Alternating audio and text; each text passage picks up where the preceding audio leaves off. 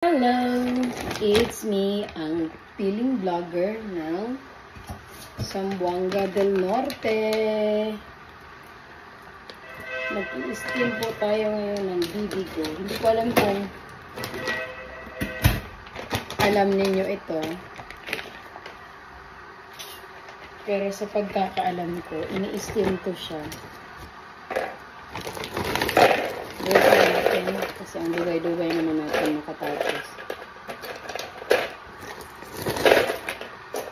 So, hindi dapat ganyan. Binubuhos ng lahat.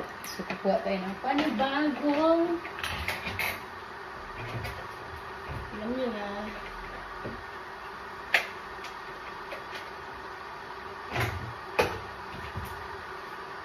Ako pala ay bagong kasama ninyo sa ating vlog na ito. So, hindi pwedeng nag-loot-od yan. Bawal lang mag-loot-od. Kailangan isa-isa lang. Ako ang inyong bagong influencer. So, mali yung una. Tingnan mo, nagkahulog-hulog na ang ating mga ginagawa. Dapat natin gawin ay ihiwalay natin ang nabubulok sa mga hindi nabubulok. So, ayan. Madali lang. Huwag tayong magsiksikan. Isa-isa lang. So, sa kabilang ano naman, sa kabilang parte ng Pilipinas, andito na naman tayo sa ating way of vlogging. So, I have told you like this because I have to share some tips on vlogging. Oh, nalaglag. It's real life, guys, na may malaglag talaga. Let's just have a, what they call this, crab stick, guys. So, this is packed by one. Oh, it's many. And we have to tanggal the ano, yun.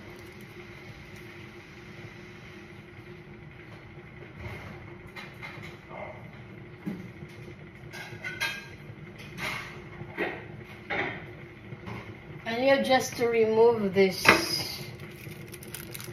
plastic under yarn.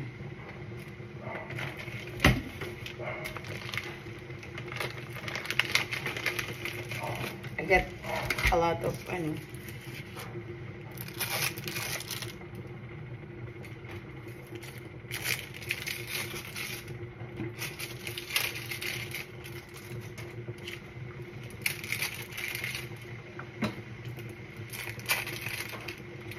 So, it's just like you're doing such a big, not a problem, because it's just easy. Yeah, it's just easy, guys.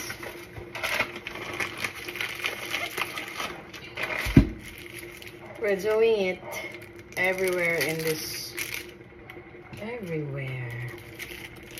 I think it's Kalahati. Let me just like Kalahati.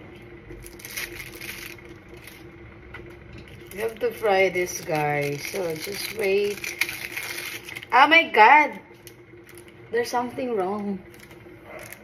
It's only having it's laglag. Kabalo mo, guys, na kapag nalaglag isang food, you have to pick it up and wash it. Wash. Yeah, with H. Girl.